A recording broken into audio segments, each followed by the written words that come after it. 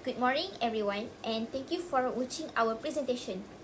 Today, we will be discussing an issue that is critically important in Malaysia's future, the challenges in primary school science education and how we can improve it. As noted by Anwar Ahmad in 2023, many students are discouraged from pursuing science streams in secondary schools due to the intimidating teaching approaches and overloaded syllabus in primary schools. This poses a serious challenge to Malaysia's aspiration of becoming a leading nation in science and also technology. In this presentation, we will address three main points: the current challenges in primary school science education, the role of assessments in addressing these challenges, and the steps we can take to improve the situation. Thank you, Alyaa. To begin, let's take a closer look at the challenges faced by students and teachers in primary school science education. The first challenge is the intimidating way science is taught. In many classrooms, science lessons are often rigid and heavily focused on preparing students for exams. This approach leaves little room for creativity or exploration, making the subject seem difficult and unapproachable. The second issue lies in the syllabus. The content is extensive and sometimes beyond what is appropriate for the age group.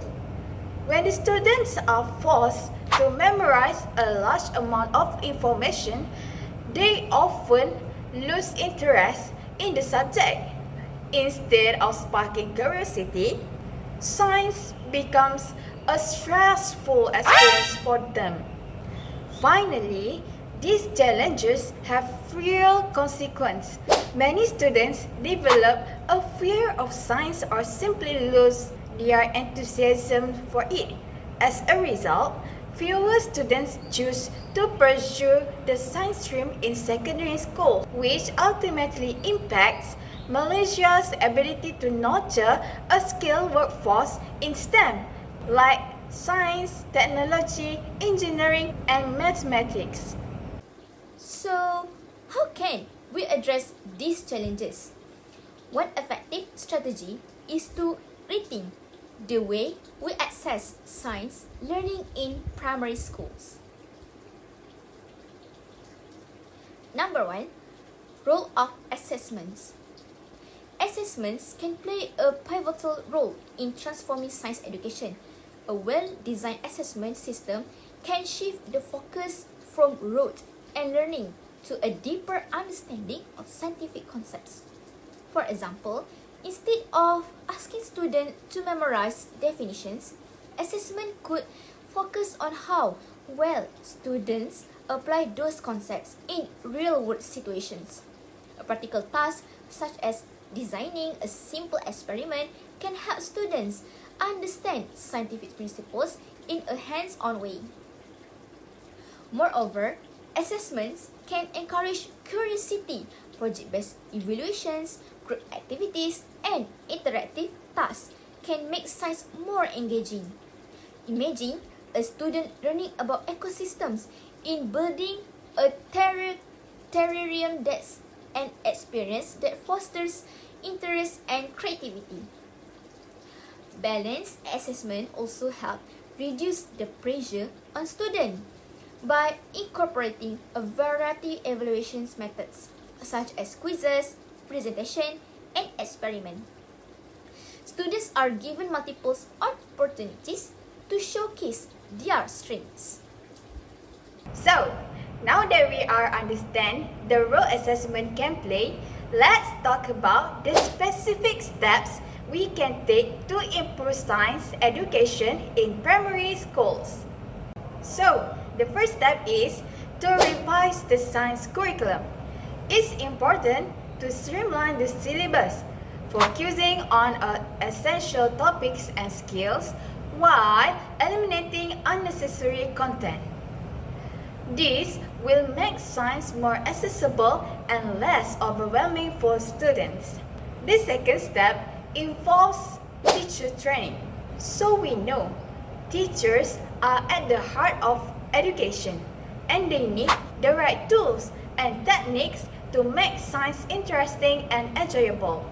Workshops and training sessions can equip them with innovative teaching methods such as using storytelling, hands-on experiments, and technology to explain scientific concepts. The third step is to diversify assessments. By moving away from a purely exam-focused approach, we can create a more dynamic learning environment. For instance, schools could implement continuous assessments that include projects, group work, and oral presentations. These methods not only reduce stress, but only encourage students to think critically and collaborate with their peers. Lastly, fostering collaboration among students is crucial. Peer learning activities such as group experiments or science fairs can make the learning process more interactive and enjoyable. When students work together, they develop problem-solving skills and gain confidence in their abilities. If these solutions are implemented effectively, they could lead to several positive outcomes for science education in Malaysia. First, students will develop a genuine interest in science. When learning is interactive and enjoyable, students are more likely to engage with the subject and explore it further. Second, we can expect an increase in the number of students choosing the science stream in secondary schools. This is crucial for building a strong pipeline of talent in STEM fields, which are vital for Malaysia's economic and technological growth. Finally, these improvements will have a long-term impact on the nation's development by cultivating a generation of crucial thinkers and problem solvers. Malaysia can position itself as a leader in science and technology on the global stage. So, to summarize, addressing the challenges in primary school science education is not just about improving test scores. It's about inspiring love for learning and preparing students for the future. In conclusion, the current challenges in primary school science education, such as intimidating teaching methods and an overloaded syllabus, are significant but solvable. Woo!